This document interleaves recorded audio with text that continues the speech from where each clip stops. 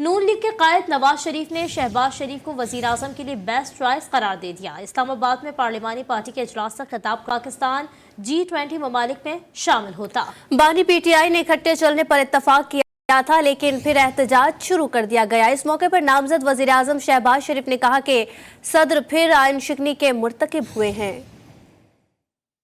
اب دیکھیے کس طرح یہاں پر جو صدر پاکستان ہیں آئین کی دھجیاں بکھیر رہے ہیں کہ انہوں نے اسمبلی کا اجلاس جو ان کا آئینی فریضہ تھا اس کو انہوں نے اگنور کیا اور ایک پارٹی کے ایک من کر اشارے پر عمران خان نیازی کے اوپر اور آئین کو انہوں نے جس طرح ماضی میں ووٹ آف نو کانفیڈنس کے موقع اوپر انہوں نے آئین کو وائلیٹ کیا، آج پھر وہ آئین کو وائلیٹ کرنے کے مرتکب ہو رہے ہیں۔ لگتا ہے جیسے غصے سے نکالا مجھے، کیا غصہ تھا، میں نے آپ کا کیا بگاڑا تھا بھائی؟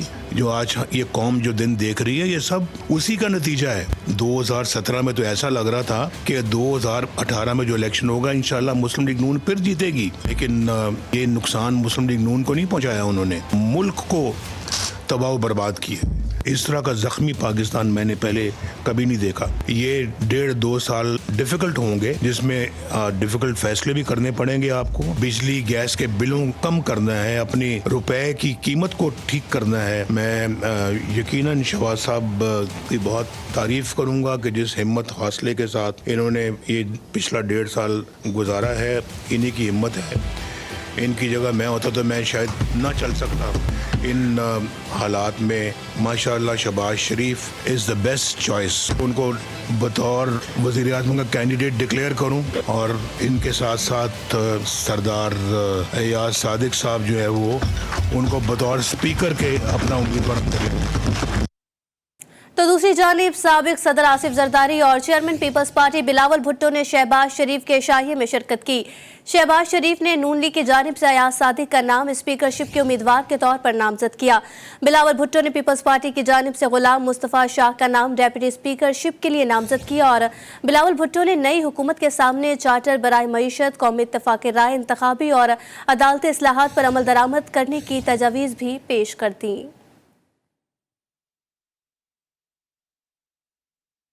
اور شہباز شریف کی جانب سے اتحادی جماعتوں کے اعزاز دیے گئے اشاعیے کے بعد میڈیا سے گفتگو میں احسن اقبال کا کہنا تھا کہ وزیر اعظم کے لیے شہباز شریف، صدر مملکت کے لیے آصف زرداری کے نام پر اتفاق کیا گیا۔ نوید قمر نے کہا کہ اتحادی وزیر اعظم کے لیے شہباز شریف کو ووٹ دیں گے۔ مصطفیٰ کمال نے کہا کہ عوامی مسائل کے حل کے لیے سب کو ساتھ لے کر چلیں گے۔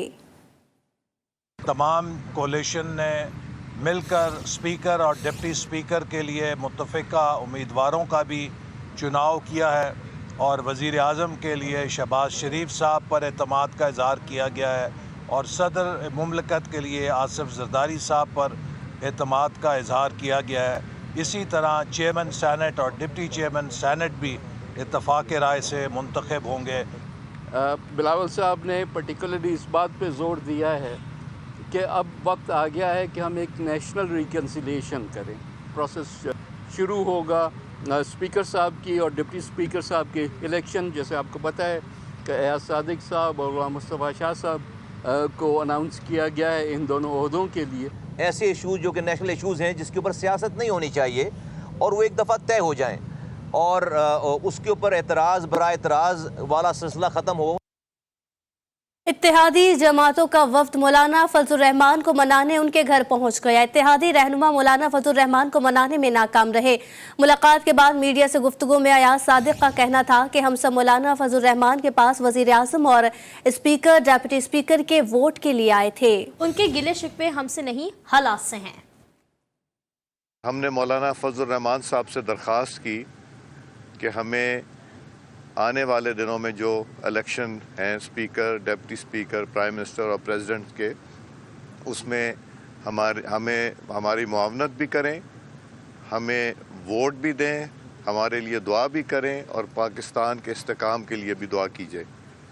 مولانا صاحب سے بہت اچھی گفتگو ہوئی، ان کے بہت سے خدشات تھے، ان کی بہت سے سوالات تھے جو کہ انشاءاللہ آنے والے دنوں میں ہم اس کو ایڈریس کریں گے، ان سے ملاقات بھی کریں گے۔ کل انشاءاللہ ان سے ہاؤس میں ملاقات ہوگی ہمارے حلف برداری کے سیشن میں مولانا صاحب سے، وہاں ہمارے قائدین کی بھی ان سے ملاقات ہوگی، ہمارے سب جماعتوں کے قائدین کی وہاں بھی ملاقات ہوگی، اور یہ انشاءاللہ سلسلہ آگے بڑھے گا۔